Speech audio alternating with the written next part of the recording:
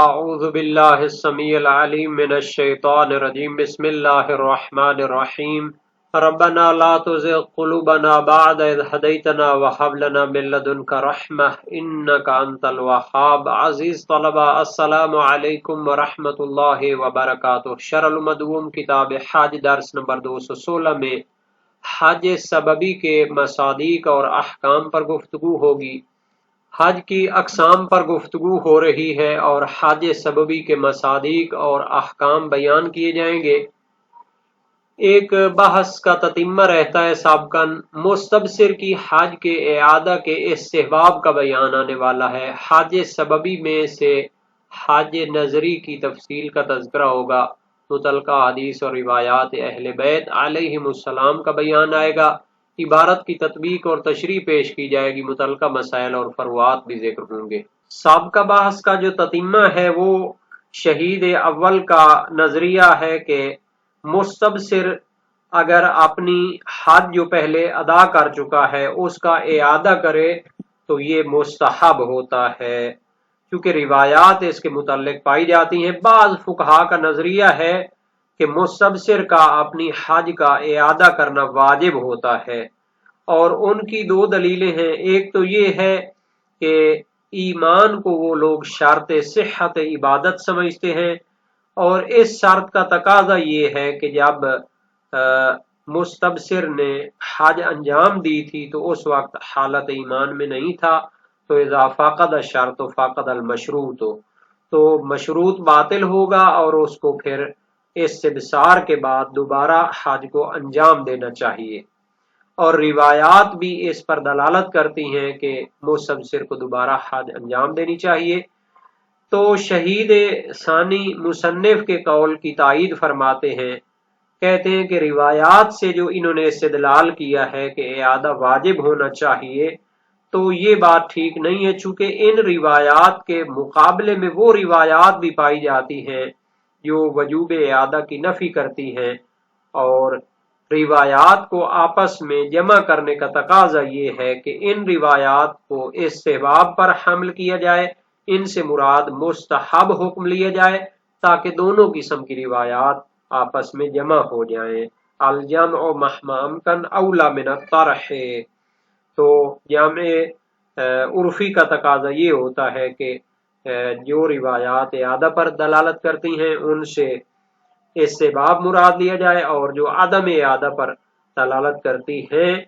ان سے مراد یہ ہے کہ وجوب نہیں ہوگا۔ اور جہاں تک وہ ایمان کو شرط صحت قرار دیتے ہیں، اس سے پہلے مفصل گفتگو ہو چکی ہے کہ روایات کی روشنی میں بھی اور قواعد فقہیہ کی روشنی میں بھی ایمان کو اور ولایت کو شرط صحت قرار نہیں دیا گیا، بلکہ یہ شرط قبولیت یا اجر و ثواب کے لیے شرط ہے، آخرت میں فائدہ دیتی ہے۔ تو اس عبارت کو دیکھ لیتے ہیں۔ فرمایا نعم یستحب الاعادۃ للناس، ہاں مستحب ہے مستبصر کا استبصار کے بعد دوبارہ حج کرنا۔ کیوں؟ للناس سے، چونکہ روایات اس پر دلالت کرتی ہیں۔ جو روایات اعادہ پر دلالت کرتی ہیں ان سے مراد استحباب اعادہ لیا جائے گا۔ وقیل، اس کے مقابلے میں ایک نظریہ فقہی یہ ہے کہ واجب ہے مستبصر پر دوبارہ حج کو انجام دینا۔ وہ حج جو اس نے استبصار سے پہلے نظریہ ولایت سے پہلے انجام دی ہے اس کو واجب ہے کہ وہ بعد میں انجام دے، بناء علی اشتراط الایمان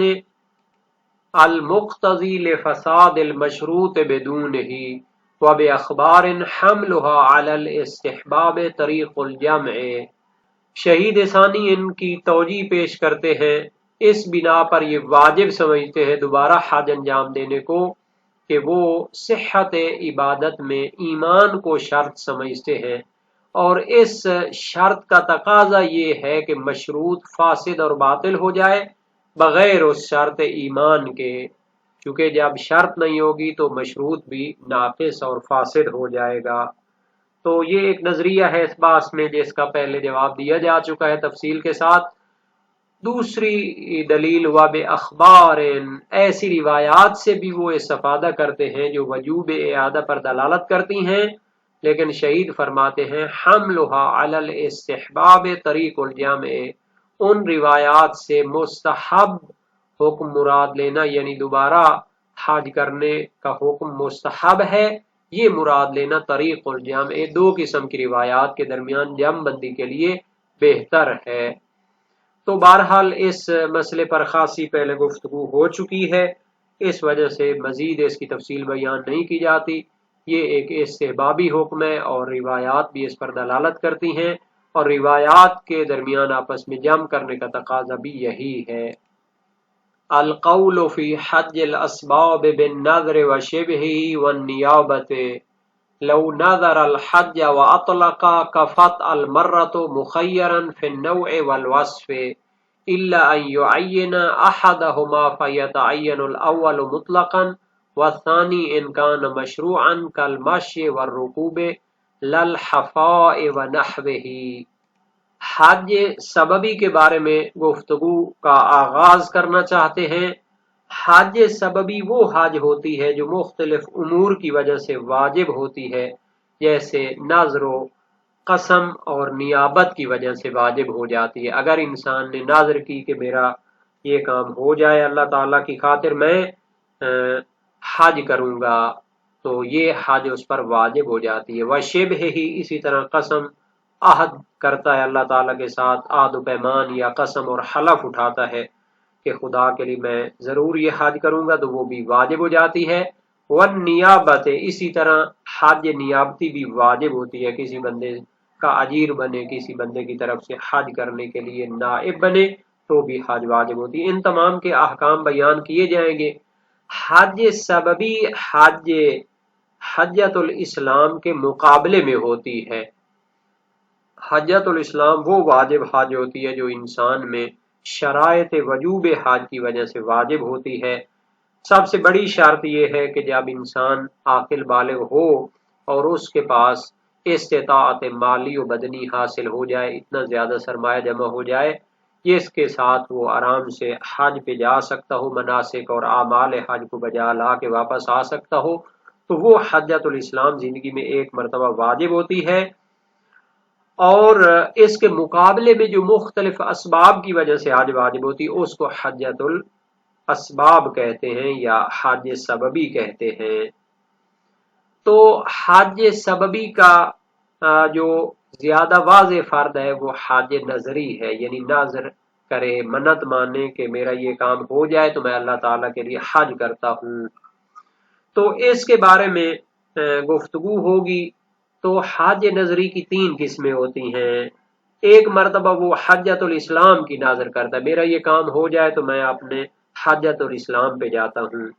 دوسرا ہے غیر حجۃ الاسلام کی نظر کرتا ہے، حجۃ الاسلام کے علاوہ ایک حج کروں گا۔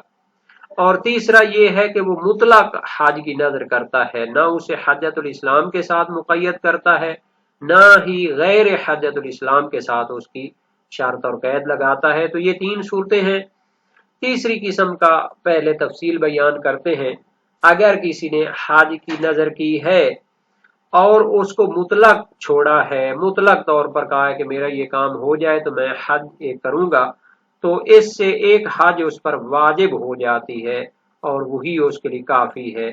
اور اس حج کی نوع کے بارے میں اس کو اختیار حاصل ہے، چاہے تو حج تمتع کر لے، چاہے تو حج قران کر لے، چاہے تو حج افراد کر لے۔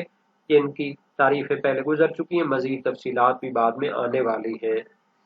اسی طرح اس حج کی صفت کے بارے میں بھی اس کو اختیار حاصل ہے کہ چاہے وہ سوار ہو کر حج کرے یا پیدل حج کرے۔ اور اگر اس نے نوع حج کو معین کر دیا نظر کے اندر، مثلا کہے اگر میری فلاں حاجت پوری ہوتی ہے تو میں حج تمتع کروں گا، تو وہی جو قسم ہے حج کی اس پر معین ہو جائے گی، یعنی حج تمتع کی نیت کی تھی تو حج تمتع ہی واجب ہوگی۔ اسی طرح اگر حج کی وصف کو معین کیا تھا تو اس صورت میں تفصیل ہے۔ اگر شرعی وصف ہو جو کہ شرعی طور پر جائز ہوتا ہے اور رجحان رکھتا ہوتا ہے تو اس کی ناظر منعقد ہو جائے گی اور پھر اسی طریقے سے حج کرنا واجب ہوگا۔ مثال کے طور پر ناظر کی تھی کہ میں پیدل حج کروں گا، یا ناظر کی تھی کہ میں سوار ہو کر حج کروں گا، تو اسی طریقے سے اسی صفت کے ساتھ اس کو حج کرنا واجب ہوگا۔ لیکن اگر غیر مشروع صفت کی ناظر کرتا ہے کہ میں ایسی صفت کے ساتھ حج کروں گا کہ جو شریعت میں رجحان نہیں رکھتی، اس کا رجحان ثابت نہیں، مثلا پا برہنہ حج پہ جاؤں گا، پیدل تو حج پہ جانے کی نظر ٹھیک ہوتی ہے، لیکن پاؤں میں جوتا نہ پہن کے حج کروں گا، اس کی کوئی خاص اقلائی جو ہے صفت موجود نہیں ہے شریعت میں، اس کو ویلڈ نہیں کیا گیا، یہ رجحان نہیں رکھتی۔ اسی طرح کہتا ہے کہ ایک ہی مثلا چادر چھوٹی سی باندھ کے اس میں جا کے حج کروں گا، تو اس طرح کی جو صفات ہوتی ہیں وہ حاجی کے لیے مطلوب نہیں ہے، رجحان نہیں رکھتی، چونکہ ناظر کے بارے میں بیان کیا گیا باب ناظر میں کہ ایسی چیز کی ناظر کرنی چاہیے جو شرعی لحاظ سے رجحان رکھتی ہو، تو جوتے کے بغیر حج کرنا، اس میں کون سا شرعی رجحان پایا جاتا ہے؟ اسی طرح ایک چادر میں چھوٹی سی کچھے میں جا کے حج کروں گا، تو اس میں کون سا رجحان پایا جاتا ہے؟ تو اس صورت میں چونکہ وصف غیر شرعی یا غیر جو راجح ہوتی ہے اس نے ناظر کی ہے، تو یہ ناظر پھر لازم نہیں ہوگی، اور اس طرح حج کرنا ثابت نہیں ہوگا، معین بھی نہیں ہوگا۔ عبارت کو دیکھتے ہیں اور اس کے متعلق جو روایات ہیں ان کو بھی پیش کریں گے۔ فرمایا القول فی حج الاسباب بالناظر وشبہہ والنیابت، حج سببی جو واجب ہوتی ہے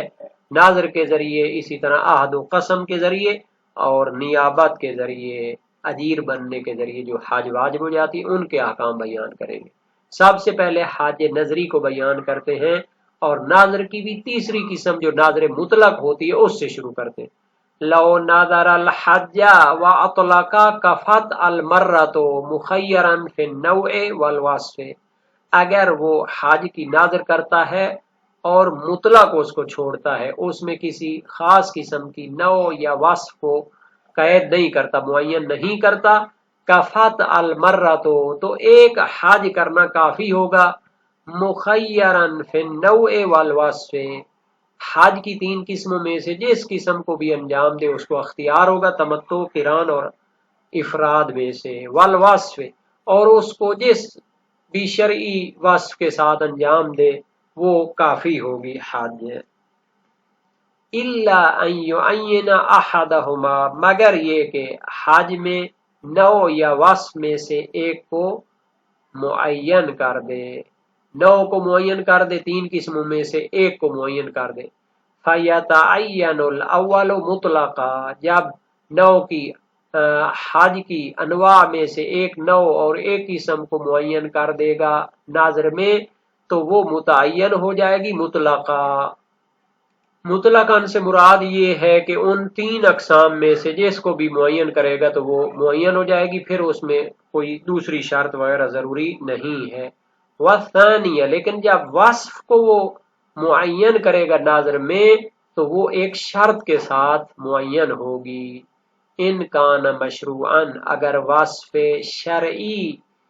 کی ناظر کی ہے تو پھر وہ معین ہو جائے گی۔ کون سی شرعی ہوتی ہے؟ جن کا رجحان ثابت ہے، کل مشی، پیدل چل کے حج کرنے کا رجحان ثابت ہے، پہلے مفصل گفتگو ہو چکی ہے، امام حسن علیہ السلام نے کافی زیادہ حج پیدل کیے تھے، تو ان کی پیروی میں اگر کوئی اس طرح حج کرنا چاہتا ہے تو یہ مطلوب ہے، ناظر کرے گا تو وہ معین ہو جائے گی۔ والرکوب، یا ناظر کرتا ہے کہ میں سوار ہو کر حج کروں گا، تو یہ بھی وصف مشروع ہے تو یہ معین ہو جائے گا۔ للحفائی، لیکن اگر پا برہنہ حج کرنے کا اور جوتے کے بغیر حج کرنے کی ناظر کرتا ہے تو یہ ناظر معین نہیں ہوگی، چونکہ یہ مرجوح ہے، مطلوب نہیں ہے۔ یعنی پاؤں میں جوتا نہ پہننے میں کون سی شرعی حکمت ہو سکتی ہے، کون سی شرعی رجحان ہو سکتا ہے؟ نہ تو نبی پاک نے ایسا فرمایا ہے، نہ ہی ائمہ اہل بیت نے اس طرح حج فرمایا ہے، تو یہ غیر شرعی ہو جائے گا۔ وَنَحْوِهِ، اسی طرح یعنی دوسری جو غیر شرعی یا کہہ سکتے ہیں کہ جن کا رجحان ثابت نہیں ہوتا، ان کی اگر وہ ناظر کرتا ہے، جیسے دوڑ کر میں جاؤں گا، یا مثال کے طور پر یعنی لیٹ کر جاؤں گا، یا مثلا اس طرح جناب علی آپ نے گھٹنے اور آپ نے جناب علی یہ کیا کہتے کوہنیوں پہ چل کے جاؤں گا، یا مثال کے طور پر کچھے میں جاؤں گا، تو یہ چھوٹی سی چادر پہن کے جاؤں گا، تو یہ چیزیں شرعی ان میں رجحان نہیں ہے، تو ان کی نظر منعقد نہیں ہوگی اور معین بھی نہیں ہوگا۔ تو یہاں پر وصف کے حوالے سے جب وہ ناظر میں اس کو معین کرتا ہے تو شرط ہے، اگر وہ وصف مشروع ہوگا تو پھر وہ معین ہو جائے گا، اگر وصف ایسا ہو کہ جس کا رجحان ثابت نہیں ہے بلکہ مرجوح ہوتا ہے تو اس کی ناظر منعقد نہیں ہوگی، چونکہ ناظر کے صحیح ہونے میں شرط ہے کہ کسی راجح اور مطلوب اور محبوب مولا چیز کی ناظر کرے تو وہ معین ہوتی ہے۔ اس کے بارے میں ایک صحیح و سند روایت ہے، ایک مشہور و معروف جلیل القدر ثقہ راوی ہے حذا، اس کا نام زیاد بن عیسیٰ تھا اور یہ جلیل القدر ہے۔ امام باقر علیہ السلام سے روایت کی ان رجل نظر ان یمشی الی مکہ حافیا، ایک شخص نے ناظر کی کہ وہ مکہ پیدل چل کے جائے گا اور حج کرے گا، فقال آپ نے فرمایا ان رسول اللہ صلی اللہ علیہ وآلہ وسلم خرج حاجا فنظر الی امرأة تمشی بین الابل فقال من هذه فقالوا اخت عقبہ بن عامر نظرت ان تمشی الی مکہ حافیتا فقال رسول اللہ صلی اللہ علیہ وسلم یا عقبہ انطلق الی اختک فمرها فلترکب فإن اللہ غنی عن مشیها وحفاها۔ وسائل الشیعہ باب 34 ابواب وجوب الحج و شرائطہ میں حدیث چہارم ہے کہ اس شخص کے بارے میں کہ جس نے ناظر کی تھی کہ وہ پیدل مکہ کی طرف چل کے حج کرے گا، فرمایا نبی اکرم صلی اللہ علیہ وسلم حج کے لیے چلے تو آپ نے دیکھا ایک عورت اونٹوں کے درمیان میں پیدل چل رہی ہے، یعنی کہ باقی حاجی اونٹوں پہ سوار ہو کر جا رہے ہیں اور وہ پیدل چل رہی ہے، تو آپ نے فرمایا یہ کون ہے؟ تو اصحاب نے جواب دیا کہ یہ عقبہ بن عامر کی بہن ہے جو حج کے لیے پیدل جا رہی ہے،